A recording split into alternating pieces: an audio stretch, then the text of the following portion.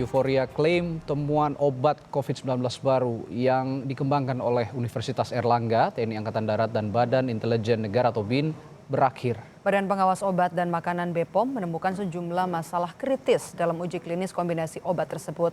Penelitian itu pun dinyatakan belum valid dan terancam diulang karena data yang tidak representatif.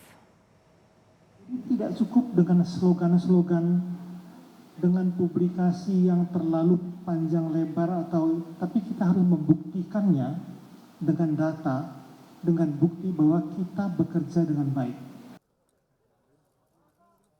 Gembar-gembor temuan kombinasi obat baru COVID-19 ternyata terganjal validitas riset. Badan Pengawas Obat dan Makanan menemukan sejumlah temuan kritis dalam uji klinis kombinasi obat yang dikembangkan Universitas Airlangga Surabaya bersama TNI Angkatan Darat dan Badan Intelijen Negara. Data yang tidak representatif dan menyalahi protokol pengobatan yang sudah ditetapkan terhadap orang tanpa gejala jadi sejumlah poin yang disorot Badan POM.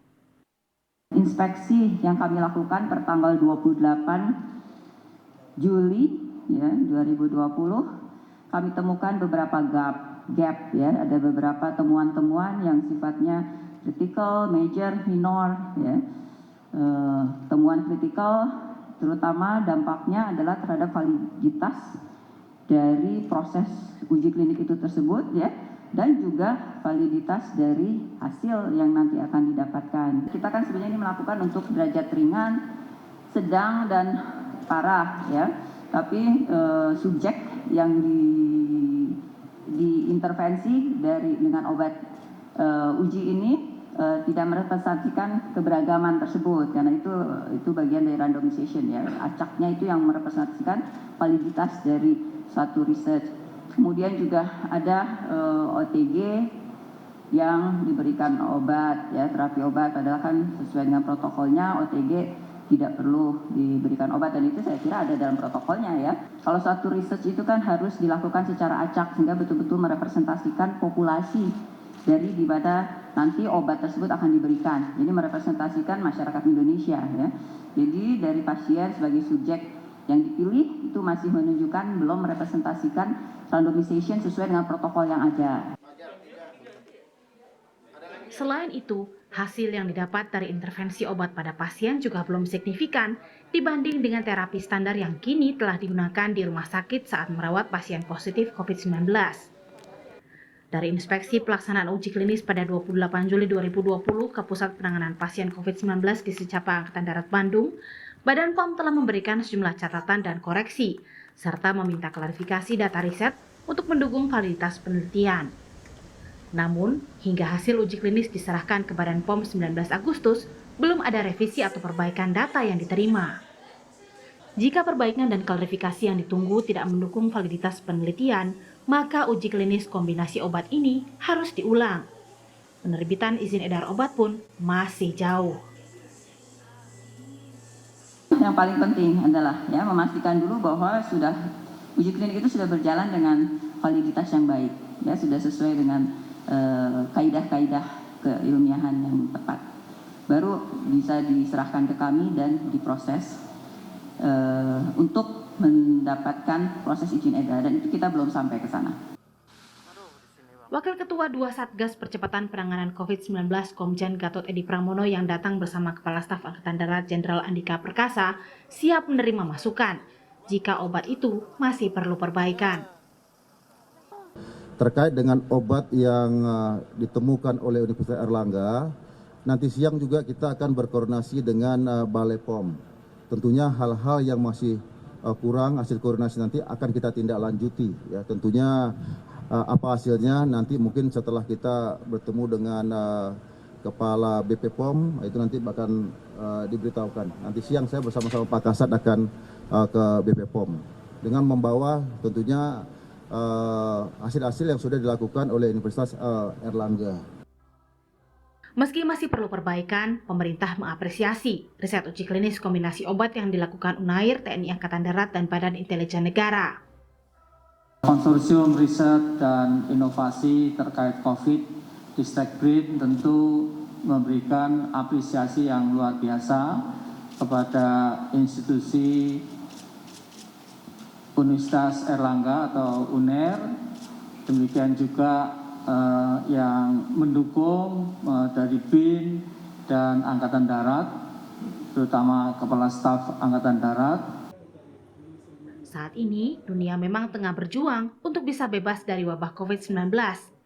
Tapi penelitian obat yang menyangkut nyawa orang banyak tak boleh diburu-buru demi keamanan dan keselamatan masyarakat. Tim Liputan, Kompas TV. Dan untuk membahas lebih dalam terkait temuan Badan POM dalam uji klinis kombinasi obat dari Universitas Airlangga ini, kita segera bergabung dengan ahli farmakologi sekaligus guru besar Fakultas Farmasi Universitas Gadjah Mada Yogyakarta, Profesor Zulis Ikawati. Selamat siang, Prof. Assalamualaikum. Waalaikumsalam, selamat siang semuanya. Prof. Zulis, Badan POM kemarin memaparkan ada sejumlah temuan kritis dalam uji klinis kombinasi obat COVID-19 yang dikembangkan oleh Unair, kemudian juga TNI Angkatan Darat dan juga BIN. Apa tanggapan Anda, Prof? Iya, pertama kali saya akan apresiasi dulu ya kepada uji klinis ini karena ini merupakan kelanjutan dari publikasi tentang penemuan obat oleh Unair dan BIN pada waktu bulan Mei yang lalu, di mana dari hasil uji in vitro sudah ditemukan ada beberapa kombinasi yang cukup promising sebagai pelawan virus COVID-19 ini. Kemudian ditindaklanjuti dalam uji klinik. Menurut saya secara prosedur, uji kliniknya sudah dilakukan sesuai dengan, artinya protokol sudah di-approve oleh Badan POM, artinya dasar dari pelaksanaan uji klinik itu sudah diterima. Tetapi mungkin nampaknya dalam pelaksanaannya memang tidak mudah. Saya menyadari bahwa pelaksanaan uji klinik tidak mudah, apalagi membutuhkan jumlah subjek yang cukup banyak. Di sini dalam suatu uji klinik kita kan harus menghitung juga subjek minimal yang harus direkrut. Nah itu dalam uji klinik ini kalau nggak salah sekitar 690 sekian hasil hitungannya, dan uji klinik menghasilkan 754 subjek yang bisa menjadi subjek penelitian. Namun demikian kalau kita lihat sebarannya memang belum sesuai dengan rencana awal, yaitu harusnya adalah ada ringan, sedang, dan berat, tetapi tidak terlihat adanya distribusi tersebut. Itu yang mungkin menjadi salah satu critical point. Ada ketidaksesuaian, begitu termasuk juga untuk sejumlah subjek pasien yang dipilih tidak juga menggambarkan populasi dari sebaran pasien COVID-19 yang ada di Indonesia, begitu ya, Prof? Ya, artinya ketika dalam uji klinik itu disebutkan di protokol bahwa ada melibatkan ringan, sedang, dan berat, maka tentunya harusnya subjek ujinya juga akan melibatkan pasien-pasien dengan kondisi ringan, sedang, dan berat. Tetapi nampaknya yang kita lihat yang ada di publik ini, kemarin belum terlihat adanya distribusi yang merata dari setiap perlakuan terhadap 3 kategori pasien COVID ini, begitu. Nah kemudian dari evaluasi Badan POM ini, apakah artinya uji klinis kombinasi obat ini yang sudah dilakukan harus diulang, begitu, Prof? Kalau melihat adanya kekurangan seperti itu, maka ada kemungkinan seperti bukan mengulang ya, tetapi menambah. Jadi yang sudah berjalan, artinya misalnya pada kondisi yang ringan itu sudah sesuai, maka perlu ditambah dengan yang sedang dan yang berat. Dan itu juga harus terdistribusi secara merata pada 3 regimen tersebut. Jadi kan regimen yang diuji kan ada 3 nih.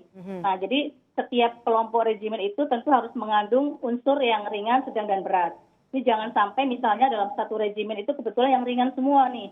Kemudian regimen yang kedua nih kebetulan berat-berat. Itu nggak fair ya, jadi harus apple to apple.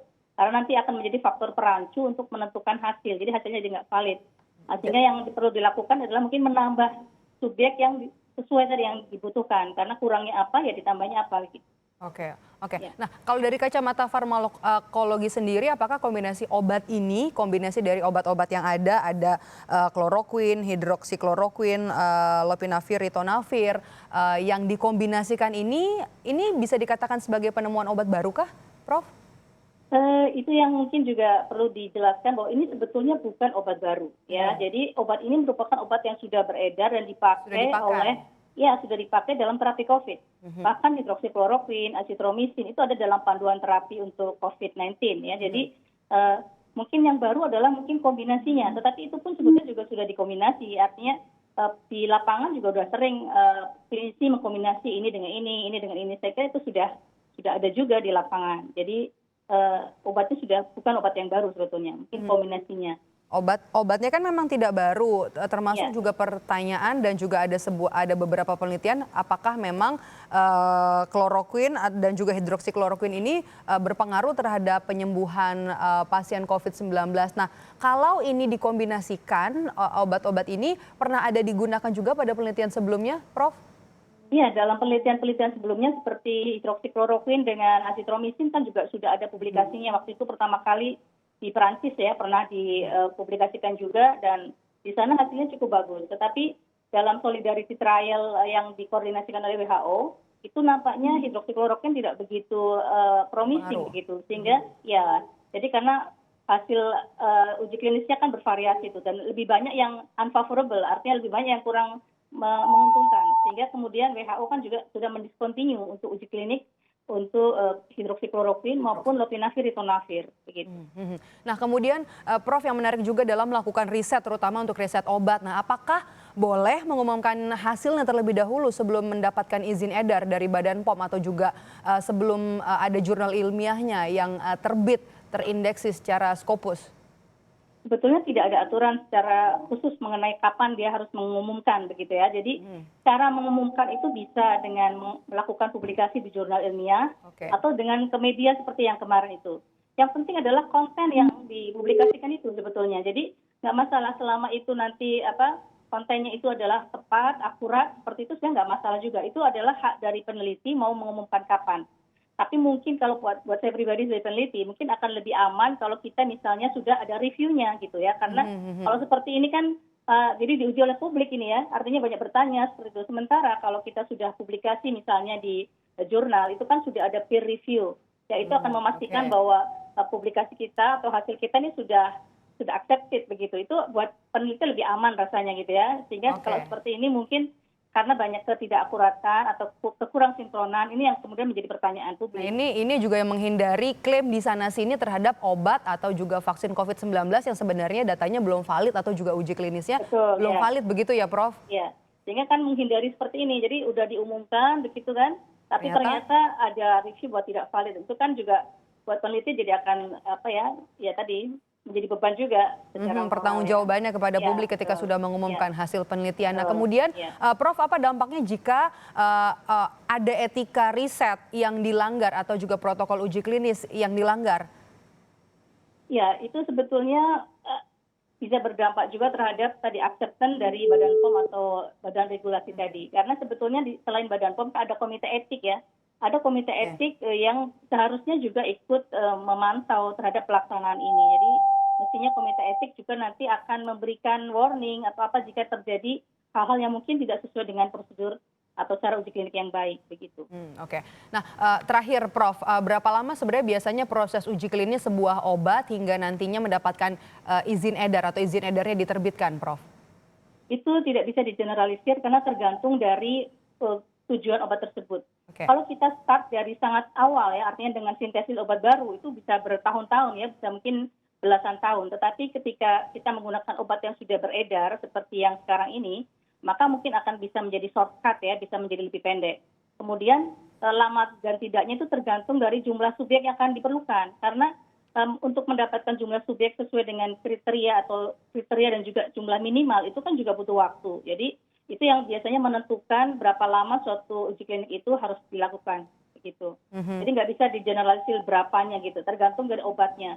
Kalau untuk obat COVID kan pengamatannya mungkin agak pendek ya, tetapi kalau misalnya obat diabetes yang harus diamati selama 3 bulan per orangnya, tentu akan menjadi lebih panjang. Jadi itu nggak bisa digeneralisir ya. Jadi tapi tergantung dari tujuan indikasi dari obatnya dan juga jumlah subjek yang diperlukan di dalam uji klinik tersebut.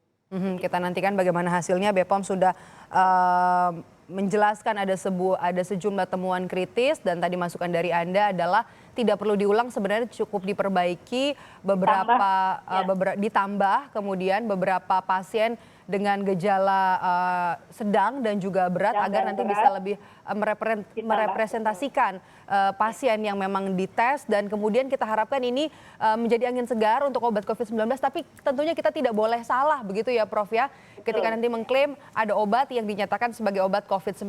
Terima kasih sudah berbagi informasi bersama kami Profesor Zulistikawati, Guru Besar Fakultas Farmasi Universitas Gadjah Mada Yogyakarta.